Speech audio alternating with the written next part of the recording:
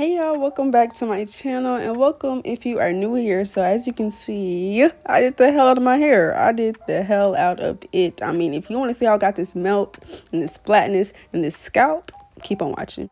As you can see, if you are new here, I'm in a new location. We was doing a little moving around, so I'm in my dining room today. But let's look back these edges. I'm using my Eco Styler gel. I'm just using my finger to, just smooth back my edges. And then once I'm done with that, I'm going to take my edge brush, right here, and stick those on back firmly so that they do not move and they do not get snatched once we do this bald cap or once we install this wig. And I'm going to blow dry these as well to make sure they're really nice and molded.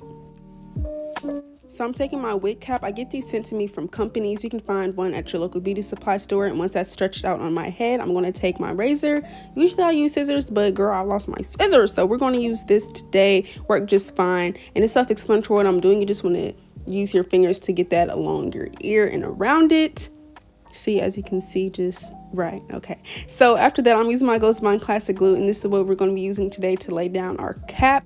The placement of the glue below your hairline all depends on where you want your wig to lay. So today I want my forehead to be a little bit more disguised, honey. So I put it a little bit more further down than usual, but it's all about preference. Like if you like where your hairline resides naturally, put the glue right below your hairline. But if not, you can always make your head smaller. This is a wig, you feel me? So nobody's going to be able to tell. After I smooth the glue out with these sticks I got from my local beauty supply store in a pack, I'm using my blow dryer to blow dry that down all the way completely dry. It's not going to dry completely clear. It is still going to be white, but it is still dry. I'm using these big kitchen scissors. I don't recommend to use, girl. I could not find my hair scissors. And I'm cutting off the middle of that and then using my razor to cut off the rest.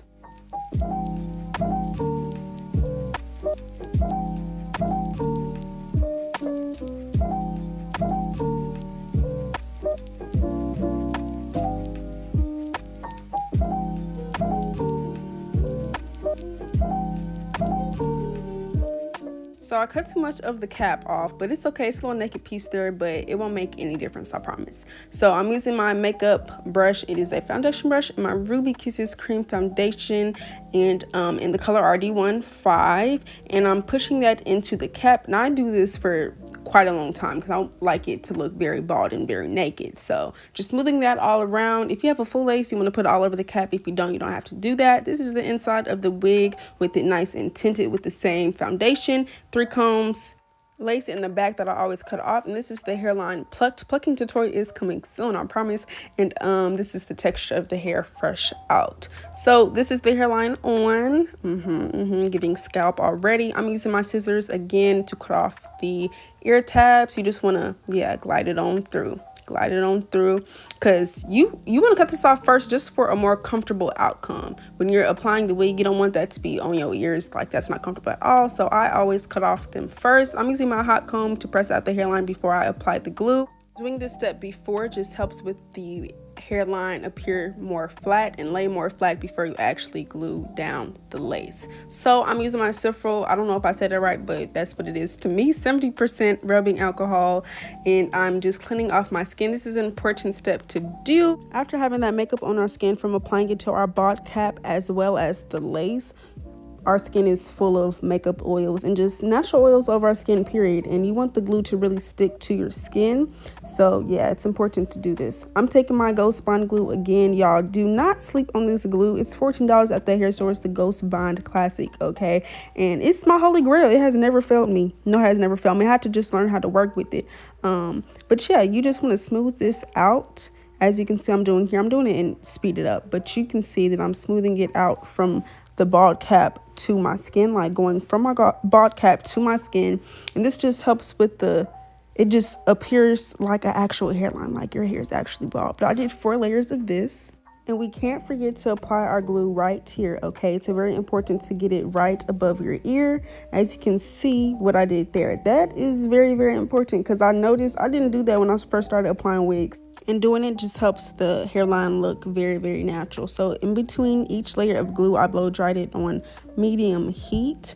And let's get into laying down this lace. So I'm going to pull the wig forward and press it directly into where I had that glue. Like, you have to use your eyes for this, okay? You have to really see where you put that glue because it's going to be dry. And I'm firmly using my hands to press that glue in. I'm taking my scissors again to cut off all the extra lace because it's not needed and it's unnecessary and it's in my way. So yeah, I'm just cutting the extra lace off, and I'm using my hot comb. It has two sides, it's double-sided, and I'm just yeah, further melting in this glue to the lace. I'm taking my ultimate melt belt from I Am Beautiful Hustler. Check her out for 10 minutes to further melt and mold this lace.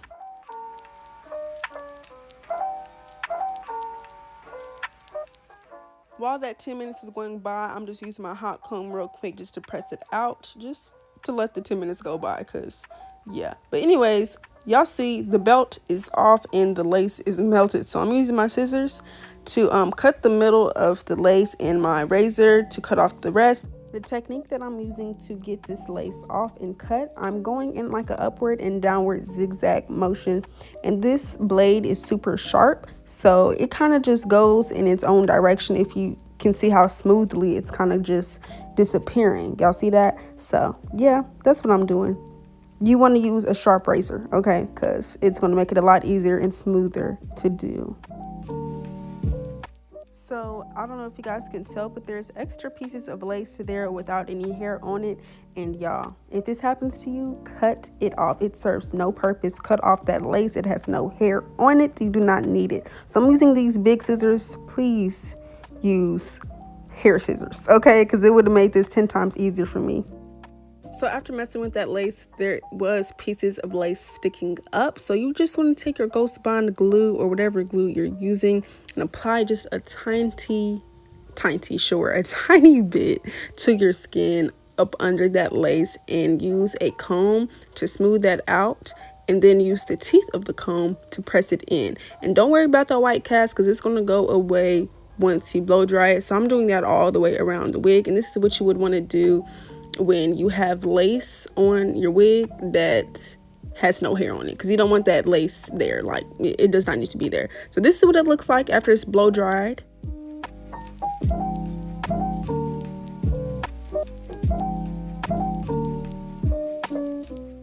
All right, y'all, let's get into the baby hair. So I'm using the end of my comb, the tail of it, to pull out these hairs, and it always depends on what look you're going for. If you want drama, pull out a lot. If you don't want drama, pull out a little. Like, it's really about preference. Today, I wanted drama.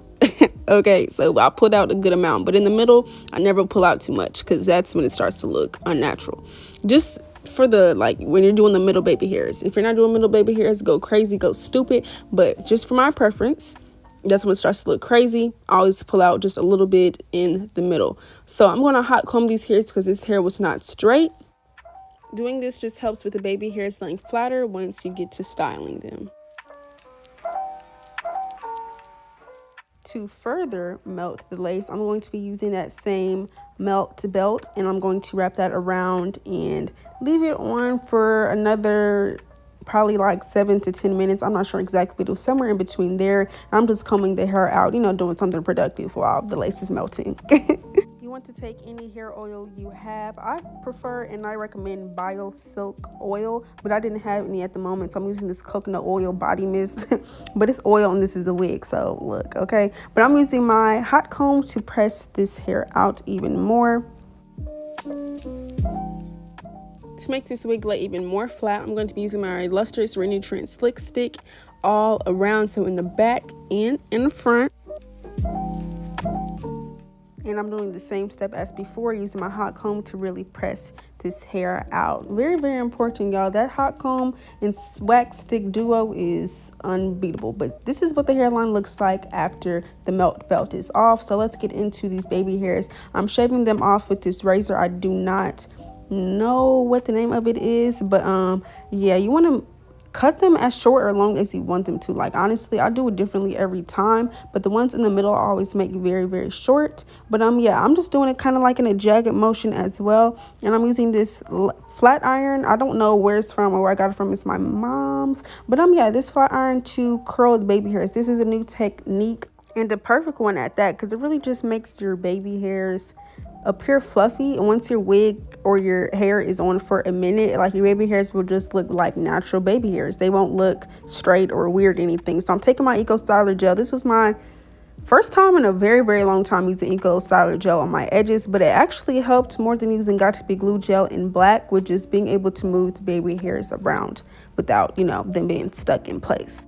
And when doing baby hairs, I'm telling y'all, it's very important to just get your edge brush in a C motion. Just make C's, y'all. Just make C's. Be in tune with the waves and the ocean, because I'm telling you, I'm so precise with it. Like, you have to be. If you want your baby hairs to look fire, like these celebrity stylists, you have to be precise. Do it with precision, okay? But yeah, as you can see, I'm using my finger to help me. You feel me? The hands help, and look, please don't do what I just did there. Don't use kitchen scissors to cut off the baby hairs, because that kind of messed up the rest of the baby hairs. Like, it just made it look choppy. Don't do that. Use a razor. I was being lazy. But anyways, C motions and C strokes the whole time, the whole entire time, with every piece, with every single piece. Okay, so precise. Like, look at this, look at that.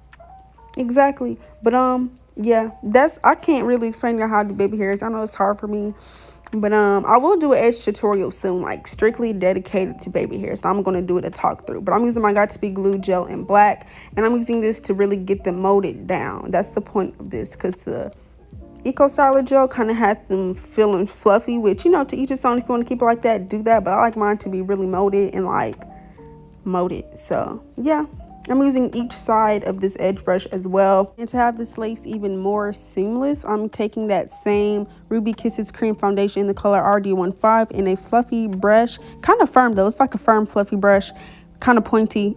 But yeah, I'm just putting that on the hairline, and then I'm blow drying everything in place together. And I'm taking my wax stick to just, these last steps are all about just making it look really sleek. So as you can see, I'm taking my hot comb, smoothing everything out.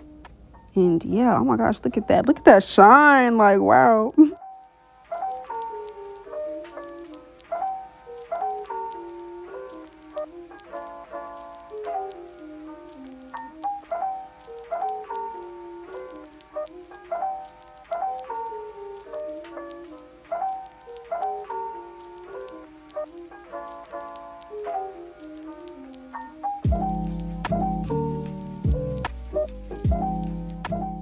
Lastly, for styling the hair, I'm using my Frizz Patrol Setting Mousse by Auntie Jackie's, and I'm using a little bit, and I'm only using my hands for styling this hair, okay, because I wanted to keep the pattern just the way it was. I didn't want to mess it up with any water or anything. I'm using my Flawless Pattern Perfecting Pudding by Auntie Jackie's as well, and I'm mainly focusing that on the ends because I wanted them to appear a little bit more curly. And yeah, I wanted to keep its texture. It was really, really pretty. So this is what it's looking like afterwards. Ooh, yeah, look at it. OMG. So this is the end of the tutorial. I hope this helped you guys. I tried to explain everything that I did that I usually don't explain in my tutorials. If you enjoyed this, make sure to subscribe for more, to see more of me. Like, comment, and share. I'll see you guys in my next one. Bye.